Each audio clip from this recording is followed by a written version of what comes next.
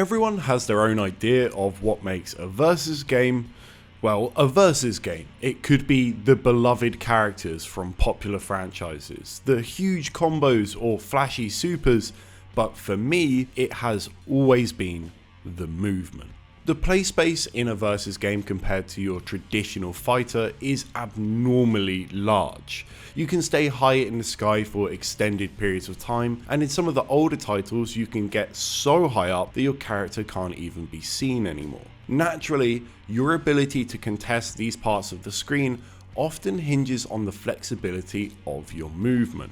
It's also an important part of defense. Blocking is not enough in these games. If you're grounded and in block stun, chances are you're about to get hit by layers of devastating, near unreactable mix. You need to avoid blocking in the first place, and the characters who have the movement to do this often fare best. Your offense, of course, will also be dictated by your movement. Being able to vary approaches creates a larger mental stack for the opponent to deal with. Maybe you've got an air dash, that might do the job. Or perhaps you have a tri-jump, that could work too. The more options you have, the more they have to react to, and the less likely they are to do it successfully. It rings true in every fighter, but especially here. It also adds to your ability to convert pressure into openings, and convert stray hits into deadly combos. Everything always hinges on your movement. With these reasons in mind, that's why it's so interesting that the game contains such a large number of characters who don't have any notable movement options. No flies, no 8-way dashes, no teleports, nothing. These characters can be good, or even top tier, but it's an innate disadvantage, one similar to big body characters with large hitboxes. They have to be given other tools to combat this weakness. Armor or huge buttons can do the trick, however sometimes it doesn't quite hit the mark, leaving them to rot away in the low tiers. Capcom actually attempted to fix these limitations in their latest entry to the franchise, Marvel vs. Capcom Infinite. This game introduced a universal movement mechanic seen in no other versus game. So let's take a look. To start, we need to understand super jumps, because each title treats them differently, but they are impossibly important in every single one for varying reasons. If we go way back to X-Men vs Street Fighter, super jumps are crucial as a combo tool. In this game you can cancel just about every single button into a super jump, and if you have any other form of air mobility to combo with it, you can turn all your stray hits into an infinite. Beautiful stuff. In Marvel vs. Capcom 2, super jumps are important for a bunch of reasons, some of which are the same as X-Men vs Street Fighter, but they're much more clearly highlighted here due to other mechanics. Super jumps, for one, are not vulnerable to unblockables like normal jumps are. They also turn you around in the air unlike a normal jump, making cross-ups far more dangerous and easy to convert. In Ultimate Marvel vs. Capcom 3, for characters with fly, they are absolutely terrifying, in big part due to plank dashing. This glitch, where you're able to cancel an attack into a dash, ignores the limitations normally imposed on fly, where you're unable to go in the same direction multiple times, giving these already mobile characters insane flexibility for pressure and neutral. There is, however, one aspect of super jumps that binds all of these games together, and it's the aerial drift. When you're in the air, you're able to hold either direction to slowly influence where you end up. The degree in which this mechanic works is unique to each game, but notably, MvCi 3 has very little of it, but MvCi has an absolute ton. It by itself doesn't mean too much. Sure, you're able to position yourself slightly better in the air, but it's often negated by more impactful air options. Slower characters get a little more from it, as they can be more accurate with their jump-ins, occasionally avoiding an anti-air or two, but not much else. Where it gets interesting is with MvCi's new mechanic, short hop. Well, it's more like a hyper hop. Done by hitting down, up and down again, this mechanic is an absolute game changer. Unlike normal jumps, a short hop has all the directional influence found on a super jump, and that's where this mechanic comes together.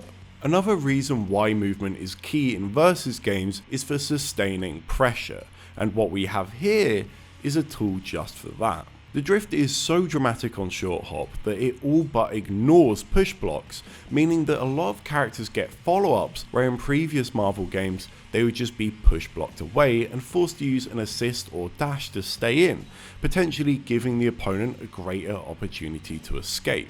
This is pretty good.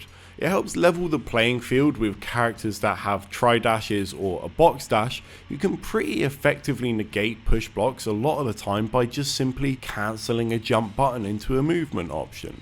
It might not be as good in terms of mix-ups, but it still adds a level of well-needed consistency.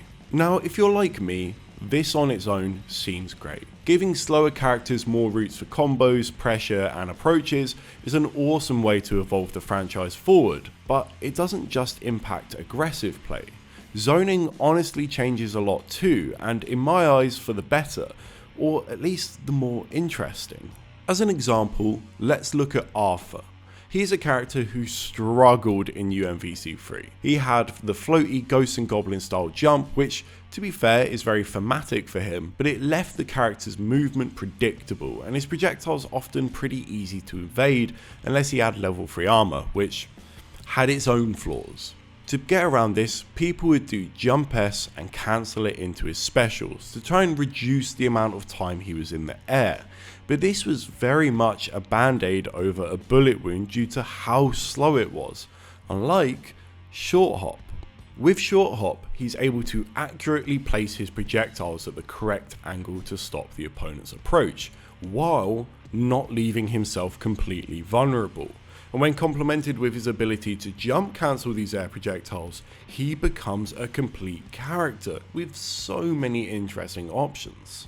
On top of this, the drift means he's not just in an uncontrollable freefall state every time he needs to get into the air, allowing for a genuine interaction with the spacing game, which is much needed.